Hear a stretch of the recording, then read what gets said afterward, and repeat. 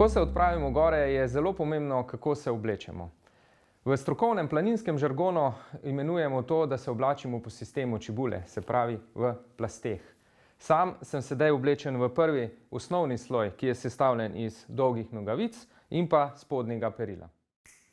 Drugi sloj sestavljajo hlače, ki so raztegljive in ozke, ter zelo dobro odvajajo pot na zunanjo stran, ter majica z visokim ovratnikom, sestavljena iz naravnih in umetnih vlaken, ki telo greje in ščiti pred zunanjimi vplivi.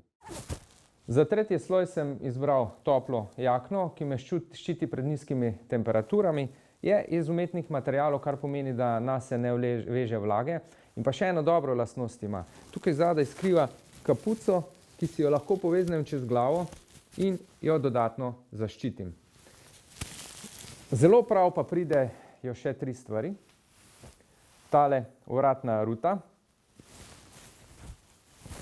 s katero si zaščitimo predel vratu in jo lahko v primeru močnega vetra potegnemo tudi čez usta. Kapa in pa seveda obvezno rokavice.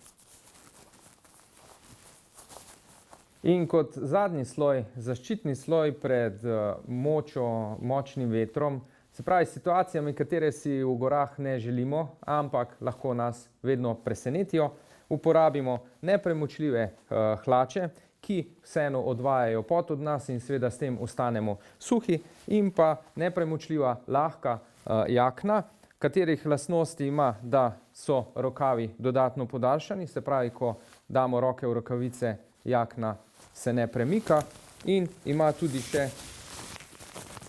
kapuco.